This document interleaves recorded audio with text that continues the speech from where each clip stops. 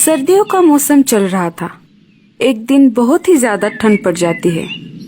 अरे बाप रे, आज तो बहुत ही ज्यादा ठंड है। मुझे कुछ तो करना पड़ेगा। अगर मेरा घोंसला मुझे गर्म रखना है तो मुझे आग जलाने के लिए लकड़ियाँ जमा करनी पड़ेगी, नहीं तो मैं इस ठंड में मर ही जाऊंगी। लेकिन मैं ये काम अकेली नहीं कर सकती, मुझे किसी की मदद लेनी पड़ेगी। लाडो मीनू चिड़िया के पास चली जाती है। अरे मीनू मौसी, तुम क्या कर रही हो? कुछ नहीं लाडो। अच्छा ठीक है, तुम बताओ, तुम यहाँ कैसे? अरे कुछ नहीं, अभी ठंड का मौसम चल रहा है ना।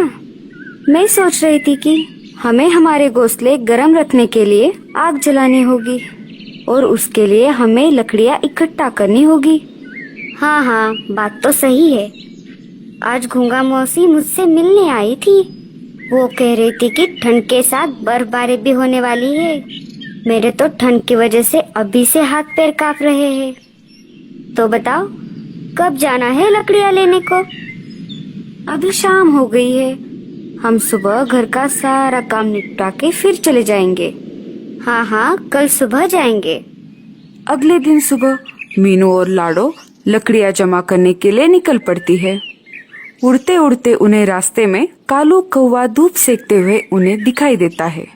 मीनू लाडो चिड़िया से कहती है, देख लाडो, ये आलसी कौवा कैसे मजे में धूप सेक रहा है। जाने दो ना मौसी, हमें क्या करना है? हमें बहुत काम है, हमें चलना चाहिए। नहीं लाडो, ये आलसी कौवा ऐसे मजे में सुबह सुबह धूप सेक रहा है, ये मुझसे नहीं देखा जा रहा। तुम देखो, मैं इसे कैसे काम पे लगाती हूँ। लाडो और मीनू कौवे के पास रुक जाते हैं। मीनू मौसी, रहने दो ना, क्यों बेचारे को परेशान कर रही हो? बेचारा? और ये एक नंबर का आलसी और कामचोर है। इतना बोलकर मीनू कालू कौवे के पास चली जाती है। अरे कालू कौवे, तुझे कुछ शर्म वरम है कि नहीं? ऐसे दिन भर बिना काम किए कैसे बैठ सकते हो तुम? तुम्हारे हाथ पांव दर्द नहीं करते? कालू कौवा मीनू मौसी की बात को सुनकर अनसुना कर देता है। अरे तू चुप क्यों है? कुछ तो बोल।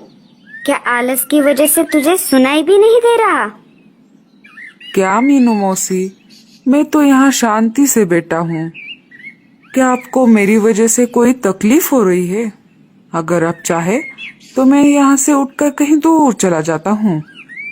अरे आलसी कौवे, मुझे मालूम है तू कितना कामचोर है, और वैसे भी तुझे कुछ और आता भी नहीं, और दिन भर बस आराम से सोता रहता है तू।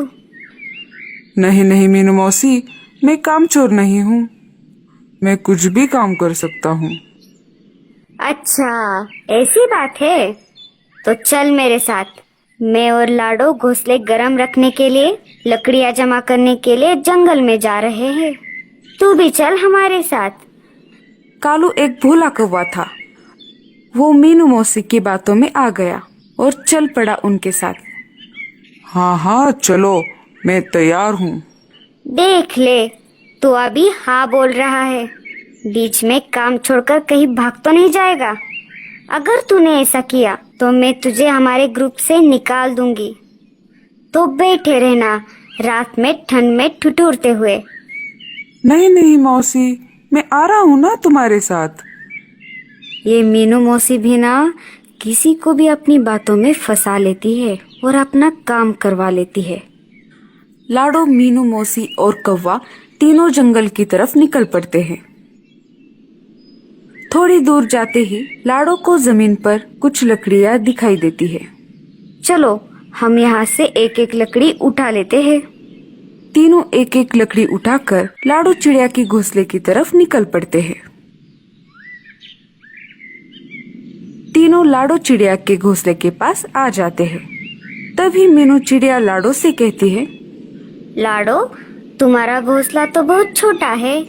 अगर हम यहाँ लकड़ियाँ इकट्ठा करेंगे तो घोंसले में रहने के लिए जगह नहीं रहेगी। और फिर हमें आग भी तो जलानी है।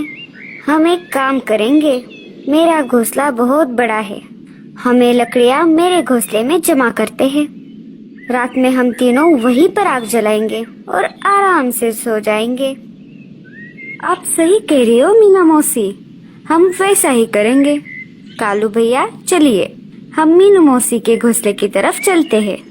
कालू लाडो की हाँ में हाँ मिलाकर पीछे पीछे चल पड़ता है। तीनों मिलकर लकड़ियाँ मौसी के घोंसले में रख देते हैं। चलो, हमें और भी लकड़ियाँ लानी पड़ेगी। ये लकड़ियाँ तो हमें आग जलाने में कम पड़ जाएंगी, हमें कुछ और लकड़ियों की जरूरत पड़ेगी। तभी मीनू चिड़िया पाँव में मोचाने का झूठा नाटक करती है। अरे बाप रे, ओए माँ, मर गई रे। शायद मेरे पैर में मोच आई है, मैं अब लकड़ियाँ नहीं उठा पाऊंगी।